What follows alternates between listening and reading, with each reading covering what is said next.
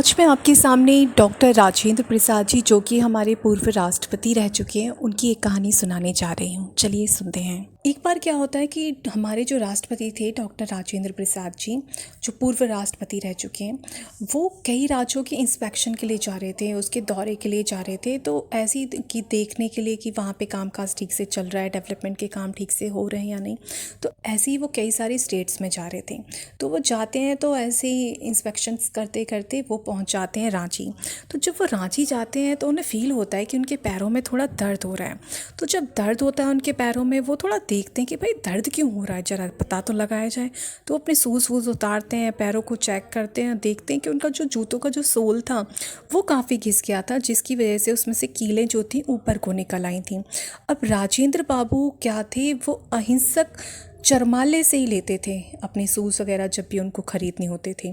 अहिंसक चरमाले वो शूज़ की शॉप थी जहाँ पे जो जानवर मर जाते थे अपने आप, उनकी नेचुरल डेथ होती थी जिन एनिमल्स की, उनकी स्किन को निकाल के शूज़ बनाए जाते थे।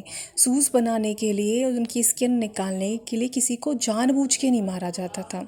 एनिमल हंटिंग उसके लिए नहीं की जाती थी। तो ऐसे अहिंसक, जिसमें कोई हिंसा का प्रयोग ना किया हो गया हो लेदर निकालते टाइम, तो वो जब भी जूते खरीदते थे अहिंसक चरमाले से ही लेते थे। तो उनकी जो कैंप लगा हुआ था 10 किलोमीटर दूर था अहिंसक चरमाले। तो वो क्या करते हैं, राजेंद्र बाबू जी अपना, उनका एक सचिव था, उसको भेजते हैं। कहते हैं कि भाई मेरे जूते काफ़ी फट गए हैं, अब मैंने काफ़ी दिन चला है, अब तो चल नहीं रहे, तुम जाओ एक जोड़ी जूते खरीद के लाओ वहाँ से अहिंसक चरमाले से। तो वो जाता है वहाँ पे, अब लेके आता है तो अच्छे से जूते लेके आता है वो वहाँ से कि भाई हमारे राष्ट्रपति जी पहनेंगे तो जूते तो थोड़े ठीक ठाक ही होने चाहिए। वो जाता है तो लेके आता है, तो फिर राजेंद्र प्रसाद जी जो थे वो उन जूतों को पैर में डाल के पूछते हैं। पैर में डालते हैं तो उनको कुछ अलग से लगते हैं कि पहले वाले जैसे तो नहीं है, ये तो थोड़े अलग है। तो वो उसकी कीमत पूछते हैं कि अच्छा ये बताओ तुम कितने रुपए में लेके आए हो ये जूते। तो जो सचिव था वो बोलता है कि सर ये तो मैं 19 रुपये में लेके आया हूँ। तो वो कहते हैं 19 रुपीज़ तुमने खर्च कर दिए जूतों पे, पिछले साल तो मैं गया था तो मैं तो 11 रुपीज़ में ही लेके आ गया था जूते, तुमने इसमें 19 रुपीज़ क्यों खर्च किए।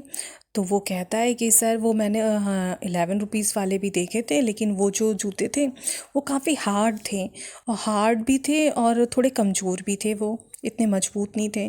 तो इसलिए मैंने सोचा कि आप तो राष्ट्रपति हैं, आपके लिए थोड़े अच्छे वाले ले चलूं, क्योंकि आप इतनी दूर दूर जाते रहते हैं, पूरे देश में आपको घूमना होता है, बड़ी बड़ी पार्टीज़ में जाते हैं।